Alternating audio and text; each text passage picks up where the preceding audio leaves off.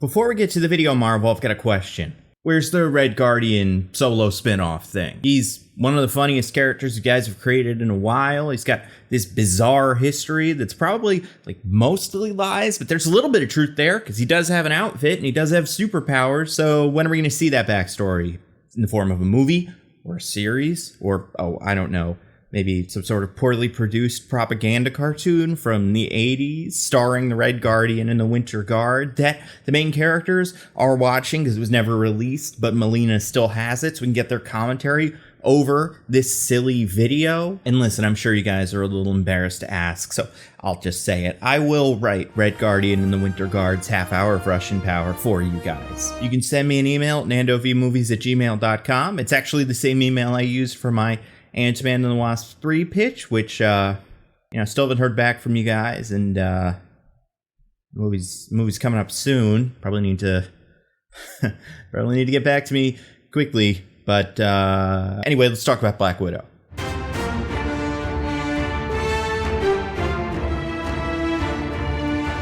Black Widow, like most Marvel movies, was held up by its memorable characters. ScarJo can play Natasha in her sleep.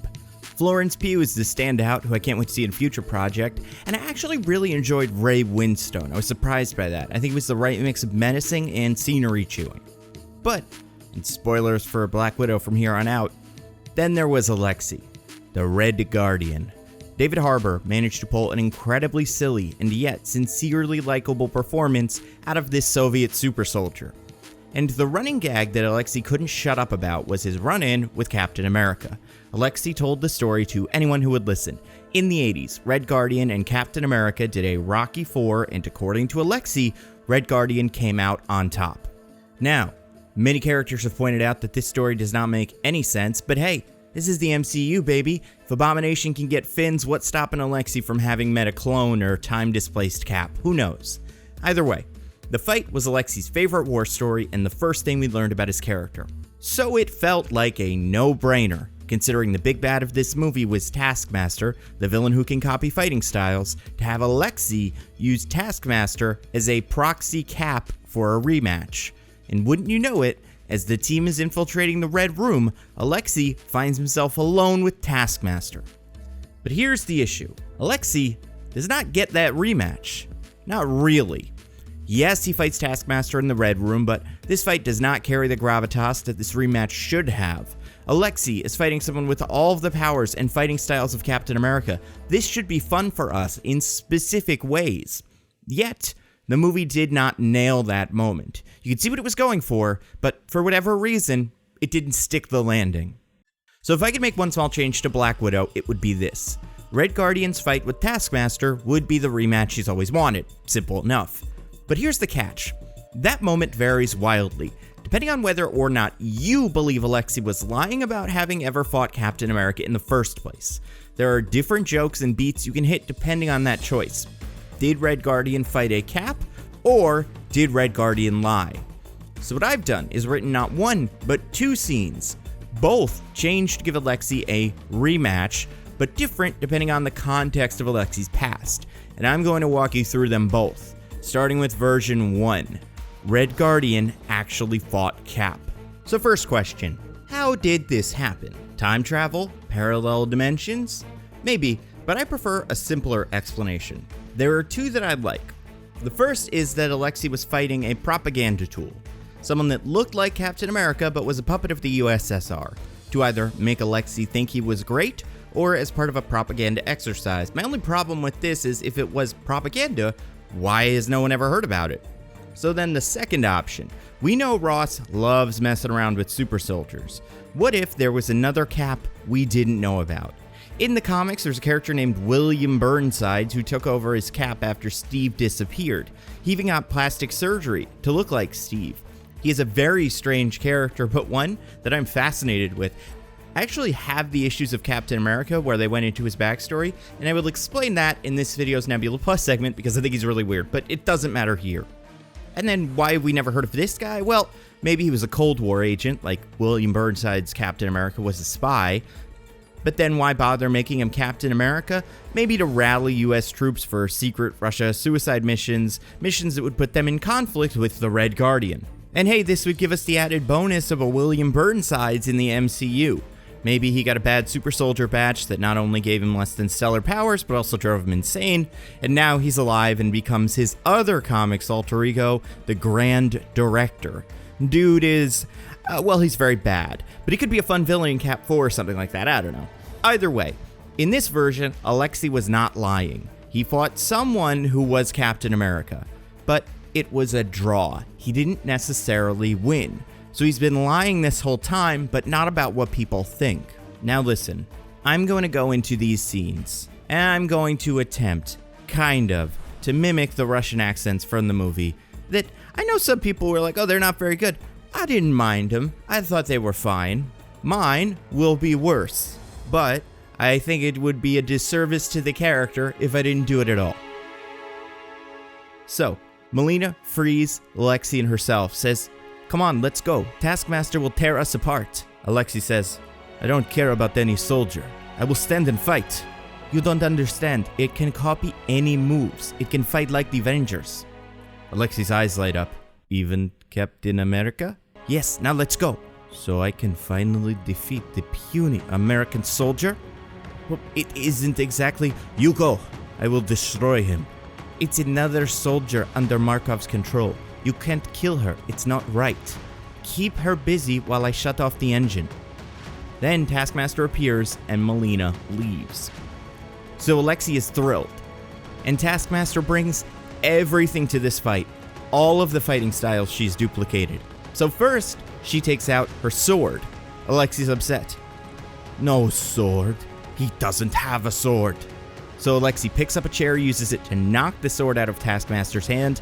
Then Alexi catches it, snaps the sword in half, tosses it away. Taskmaster then pulls out her bow and lines up a shot. She takes it, Alexi gets a little worried, picks up a table, uses it as a shield to close the gap. Taskmaster pulls a trick shot, hits Alexi in the back, knocking him over. When the smoke clears, Alexi leaps out, grabs the bow, and destroys it, just like he did with the sword. Then Taskmaster bares the panther claws. Alexi says, oh, come on. Then we cut away. Next time we see the fight, Alexi is dodging and weaving away from Taskmaster. He has a few close calls, but manages to grab the claws while they're digging into his suit and pulls them off Taskmaster.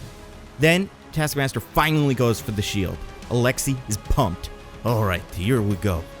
And Taskmaster goes in for a strike with the shield. Alexi blocks it, grabs the shield. He pulls the shield away, gets ready to knock down Taskmaster, but then Melina comes in and traps Taskmaster in the cell. Alexi says, you saw I had them on the ropes, just like with Captain America. It's whatever you say. Oh, whatever. So this one is fun for me because all Alexi wanted was the rematch, but he is not going to get it this time. However, he did go a couple of rounds with Taskmaster and managed to completely disarm her, which is a much more impressive task. But because this rematch is all Alexi cares about, he still doesn't recognize that victory. So that's the fun of the scene. And maybe someday he'll get the real rematch in the future. After all, US Agent has the serum and a shield and he's dumb enough to pick a fight. It could totally happen. Now, version 2. The version I happen to prefer. Red Guardian lied about fighting Cap. I don't mind the idea that Red Guardian is actually kind of a fraud. I think it gives him a solid arc to lean into at the end of the movie. Alexi built up this legend about Russia's Red Guardian as a way to make his own sacrifices, as well as the way he gave Natasha and Yelena over to the government worthwhile. He is a government stooge. So I like the premise that, yeah, he's a super soldier, he's strong, but he was a weapon of the Cold War and never got his moment to shine in any actual combat. And now, instead of making up a fantasy, Alexi needs to embrace reality. That's a solid arc. So, can Alexi use that arc to win in the end? Absolutely. Here's the setup. Alexi and Melina are talking. Yelena finds a radio from a guard she beat up and hears Ray Winstone's command. Also for this version, everybody's on comms. Why not? Let's say they have 4-way comms. Yelena says, he has just activated Taskmaster. She's on her way to you. You need to get out of there now. Alexi says, I will stay and hold him off. Melina says, it will copy all of your movements. It has studied everything you've ever done. Alexi takes a breath and says, that's my secret, Melina. I've never done anything. Everyone pauses. Yes, I said I fought Captain America. But actually, they'll cut him off. We know, you were making it up. The years, they didn't make any sense. Anyway, I will be a mystery to him. I have no moves to copy. They think, that might work. Can you keep it busy long enough for me to sabotage the engine? I am the Red Guardian. I can do anything. Then, Red Guardian and Taskmaster face off. And the fight goes differently. This time, I think the fun of the fight is if Taskmaster goes full Captain America. No sword, no claws, just shield. And Alexi gets his rematch. Also, I want to see through the Taskmaster HUD as Taskmaster searches for Alexi in a database but comes up blank, which gives Alexi the opening for a few shots. And if Taskmaster is going to be Captain America here, this fight should feature some absolutely one-to-one shots. Pull a lot of them from the Civil War fight against Iron Man and a lot of the Avengers fights. I'm talking recreating shots, framing, slow-mo, everything. And Alexi manages to catch the shield after Taskmaster throws it to him, like Winter Soldier, so he can show that he is able to use the shield as well as Cap. And if you want to do a Marvel joke in the middle of a dramatic fight, have Alexi throw the shield and it doesn't bounce back to him. Instead, the shield hits a wall, lands in the distance, and Alexi can say, how does he do that? And if we don't do that, Taskmaster can just manage to knock the shield away. Either way, shield's out of the picture. Taskmaster takes out a knife, and we do the Winter Soldier fight with Taskmaster in the role of Bucky. I think this fight choreography is the most memorable in the MCU, so if people didn't get it before, they will now. And then last thing, Alexi wins the fight by getting Taskmaster in a bear hug. Melina comes back into the room, opens the cell, and Alexi tosses Taskmaster into it over his shoulder, like the Bucky fight ended. Alexi asks, did you see that? I saw you gave her a hug. You're joking. I bested Captain America. I can do it! That's great, sweetie. Did nobody see? Oh my god. I guess we'll have to take your word for it. And then Alexi grabs the shield, fight continues normally. In conclusion, as I stated in an earlier video, I did not mind Black Widow's take on Taskmaster. However, I do believe there was room to use Taskmaster as a proxy Captain America to clearly complete Alexi's arc. Regardless of whether you believe Alexi actually fought Cap or not, there is some fun to be had with giving Alexi his rematch. And don't get me wrong, there was a lot to like about what we got from Alexi. The dinner scene was terrific. In fact, every main character really shined during that scene. That's one thing I love about Phase 4. Every series or movie has at least one scene where all the characters just sit down and have a meal or at least a drink. Sometimes it's a nice chill moment between friends. Sometimes it's kind of a date. Sometimes it's almost a kooky murder. But either way, sitting down for a meal is nice. And if you're like me and you're not an incredibly experienced cook, I would recommend checking out this video's sponsor, HelloFresh. You know HelloFresh. They are America's #1 meal kit. You get mouth-watering seasonal recipes and fresh, pre-measured ingredients delivered right to your door.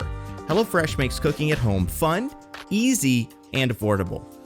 What I like about HelloFresh is it cuts out stressful meal planning and prepping, so you can enjoy cooking and get dinner on the table in just about 30 minutes, or even 20 with their quick and easy options.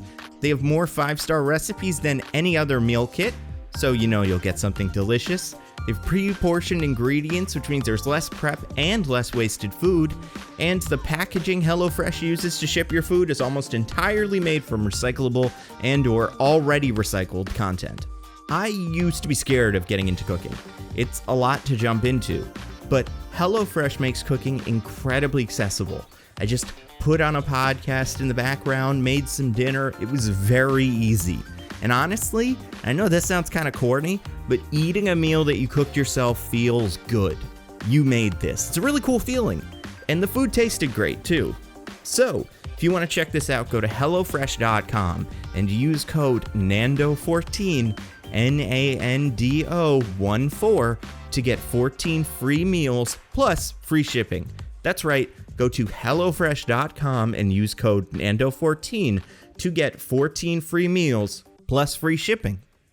As always, I have to give a humongous thank you to everyone who continues to support the channel on Patreon, which, if you don't yet, could very well be you. You could see your name up here. You could see the videos early. If you really wanted to, you could join the Patreon exclusive book club, where we talk about a different comic book every month. This month's book is DC Meets Looney Tunes, which is really interesting. I'm surprised that I'd never seen it before, but it's got these weird little crossover stories. Like there's one where Batman meets Elmer Fudd by Tom King. So it's really cool. It's incredibly helpful for me. If you enjoy the videos, chuck a couple bucks. Patreon.com/DandoVMovies. Also, listen to my podcast, Mostly Nitpicking, where every week me and my friends DJ and Diggins pick apart a piece of pop culture by looking exclusively at the details. We did an episode about Black Widow and Loki. We're going to be doing one very soon about the Space Jam: A New Legacy movie, and we're going to do all the major releases for the rest of the summer. You can find us wherever you listen to your podcasts. We are at NitPickingPod on Twitter. It's a lot of fun.